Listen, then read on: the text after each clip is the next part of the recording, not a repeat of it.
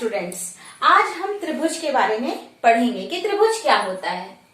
जैसे कि नाम से ही पता चल रहा है, त्रि मतलब क्या होता है? तीन, और भुज से मतलब होता है भुजाएं। इस प्रकार त्रिभुज का मतलब क्या है कि तीन भुजाओं से बनी आकृति त्रिभुज कहलाती है। तो तीन भुजाएं ले लें, एक भुजा, दो भुजा और तीन भुजा। ये तीन भुजाओं से बनी आकृति त्रिभुज कहलाएगी। A B C. अब मैं आपको ये भुजाएं लिखने का तरीका बताती हूँ कि भुजाएं कैसे लिखते हैं। तो भुजाओं को हम कैसे दिखाते हैं? इसकी एक भुजा है ए बी, दूसरी भुजा है बी सी और तीसरी भुजा है सी ए। त्रिभुज के तीन कोण होते हैं। त्रिभुज के तीन कोण कौन कौन से हैं? तो कोण ए, कोण बी और कोण सी। कोणों के आधार पर त्रिभुज तीन प्रकार के होते हैं। एक होता है न्यून कोण त्रिभुज और दूसरा होता है अधिक कोण त्रिभुज, तीसरा होता है समकोण त्रिभुज।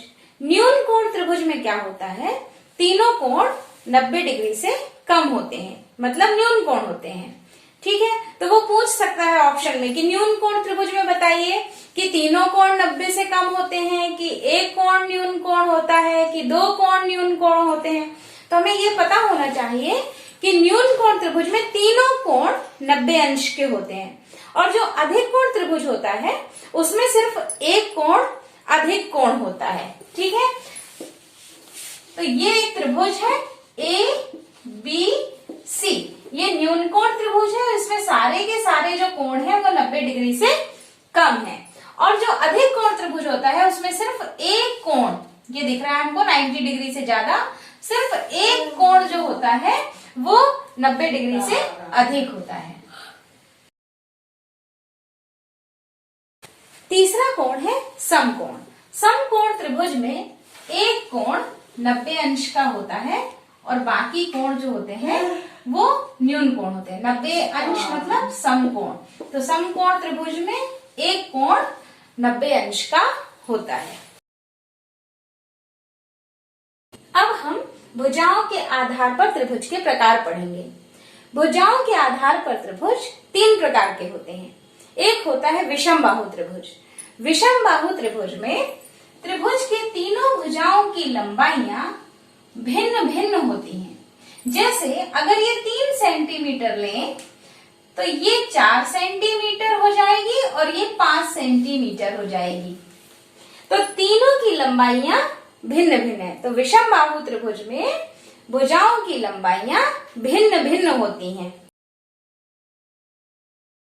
है समद्विबाहु त्रिभुज। सम मीन्स बराबर, द्वि मतलब दो, बाहु यानी भुजाएं, मतलब ऐसा त्रिभुज जिसकी कोई भी दो भुजाएं बराबर हो वो क्या कहलाता है? समद्विबाहु त्रिभुज कहलाता है।